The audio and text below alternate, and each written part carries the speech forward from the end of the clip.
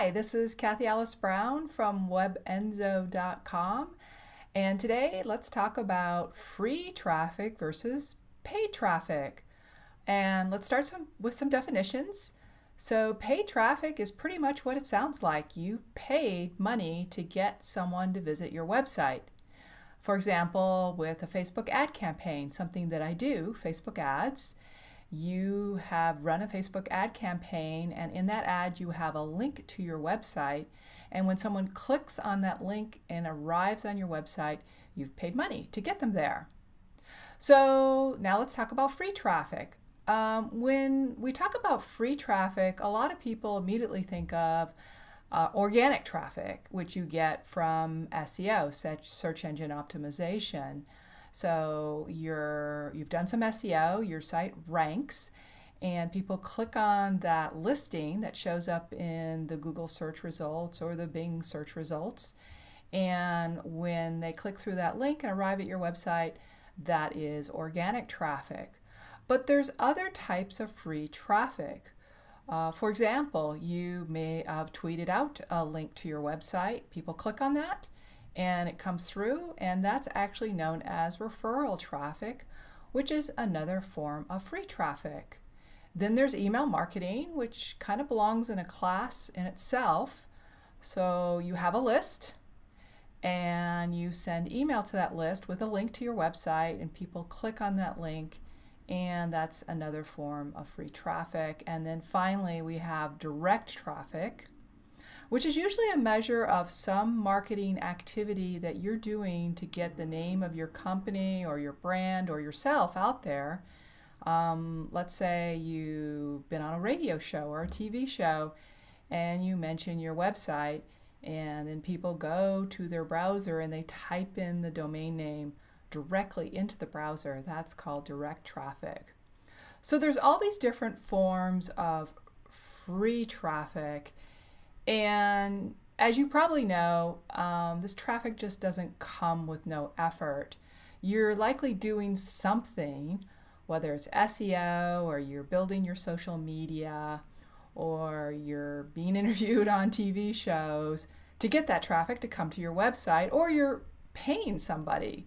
So it's really not free. It's probably a better term is unpaid. So unpaid traffic versus paid traffic. And your question is, and probably why you're watching this video, is what is the best traffic source for me and my business? Well, in this video, I'm going to give you a couple guidelines on how you can figure that out for yourself and your business. But one thing I do want to mention is that, having worked with a lot of the larger companies out there, I can tell you that they do not exclusively focus on just one source of traffic. They're usually investing in multiple traffic channels. And so at the end of this video, I'm going to just give you an example of how you can use one source of traffic to leverage another source of traffic. So we talked about several different types of unpaid traffic: direct, referral, organic, and email. So now we're going to dive into each of these a little bit more, and we'll also talk about paid traffic. So direct traffic is when you've typed in the URL directly into the browser, but I also want to talk about branded organic traffic, because whether you've typed in the URL directly into the browser or you've searched for the domain name, people who do branded search or they directly type in the URL, these are people who just want to know more about the company, and it's a measure of your success at getting known. We've already talked about the example of getting interviewed on a radio show, but it also could be driven by you getting quoted in a major media news site such as USA Today or Forbes or CNN or whatever it is. Now, this can take a while to ramp. It can take time to get in front of the journalists who write for these major media sites. But you can start by just reaching out to the folks that write in your local newspaper. So you can definitely start small. The key thing to really remember here is that journalists, they want a story. They want to highlight the story of you, the story of your business. So that's something you really need to have nailed if you're going to go this route. But this type of activity can really result in traffic that converts at a much higher rate than maybe some of the other types of traffic, such as non-branded organic traffic, which is just keyword search. Referral traffic is traffic from clicks on links on other websites, whether that's a blog or a social media site. And the traffic quality can vary. And what I mean by traffic quality is how quickly or likely it is to convert into a customer or client. So let's say a blogger does an in-depth write-up of your product, praising it highly and recommending it. People who click on the link from that review, they're a lot more likely to convert than someone who clicks on a link in a tweet who doesn't even know who you are. So referral traffic can take a while to build up. It can be a measure of how well you've built up your social media presence and how many links you have out there on other websites. But this is not always true. If you have a tweet that's picked up by someone who has a large social media presence, then you can get a flood of traffic from referral traffic. These opportunities do come along, but the key here is to consistently build your social media presence and to build relationships with people who can help you out in spreading the word about what you do. Organic traffic, of course, is when your website is featured in the search engine results pages and someone clicks through and lands on your website. Doing an SEO strategy, which is what yields organic traffic, is usually a long-term strategy. If you're a new site and you don't have much in the way of content, it can take a while to get traction. But SEO efforts can pay off dividends in the long run, maybe even months or years after your initial effort in SEO. So an SEO and social strategy will work really well if you're able to consistently commit to putting together interesting and unique content to share with your target audience. And it doesn't necessarily have to be text content. It can be infographics, videos, images, and as particularly on social, it doesn't always have to be your content. You can curate content from others. The thing is with SEO, especially on-page SEO, what you're trying to do is create content that matches up with the search queries of your target audience. Maybe they have some questions that you can answer in an article. But if you just do that, particularly if you're not a well-known site, it can take a really long time for you to get tractions. So you use social to amplify your content efforts so you can get in front of more people. And this is how these two different strategies can work together to build your traffic to your website. On the flip side, if you don't want to really invest in content, then maybe you want to invest in time into building relationships with other business owners in your niche. Even if you don't have a list, if you can get someone to email on behalf of you, email marketing is one of the fastest ways to get traffic, and that traffic is usually highly converting.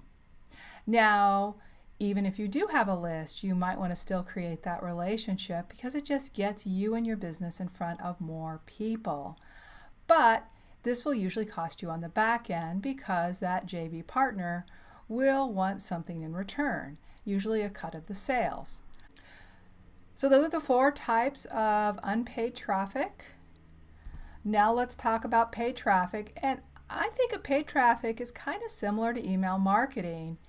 Usually you're making offers, and those offers need to be compelling. They need to convert because you're paying money to get people to click on that ad and to come through to your landing page on your website. So you need to have a plan to convert that traffic to sales so that you can cover the cost of the ad. But if it's done right, it's a great source of motivated traffic. Paid traffic, particularly on platforms like Facebook, since that's something I do, is Facebook ad campaigns, is both an art and a science. The science part is really mastering the platform and setting the ad campaign up correctly, but the art is really creating a compelling ad that will entice people to click through. Just like email marketing, paid traffic is fast. As soon as you get the ad campaign running, you get the traffic. And it's like a faucet. You can turn it off and on. And as long as you have a funnel that converts, then it's something you can scale up, and it can be a great way to get traffic. But of course, also like email marketing, there's no long-term benefits to paid traffic. Once you turn it off, it is off. Now, I've mentioned using social to enhance your SEO efforts. Here's another example of using one traffic source to leverage another one. So let's say you have a website that through your social and SEO efforts you get traffic to. But, once they visit the article and read it and leave, then they're gone. Well, let's change that. So what you can do is you can use Facebook to pixel the people who actually visit your site. So they visit the site, they get pixeled, and what Facebook will do is create an audience of those people who have visited your site. You can also create an audience for people who just visit one page of your site or a collection pages of your site. Then you can target them with a Facebook ad. And these ads, because you're getting in front of people a second time, so they've already seen you once or they've seen your brand once, they will be more likely to convert than if you were running that ad to cold traffic, people who have no clue who you are. So this can be a powerful strategy. In this case, people visited my blog post on Facebook ads, and then I retargeted them to invite them to a webinar. And this indeed did convert better than the cold traffic ads that I ran. If you're interested in doing Facebook ad campaigns, I know by talking to people that people get kind of overwhelmed by the platform, and often they configure it incorrectly and waste money. So if that's you, if you're thinking of doing Facebook ads, you should go ahead and get my free report and watch the video to get the tips that will save you lots of money and to make sure that you'll have a successful Facebook ad campaign. Now, this is a screenshot from the page on my site. So if you're interested in getting this is free. You can either click on the link below this video if you're on YouTube, or you can just visit the URL I have down there at the bottom, webenzo.com/ninja. So that's my offer to you. Check it out if you're interested in Facebook ad campaigns. I hope you've enjoyed this video and maybe learned something.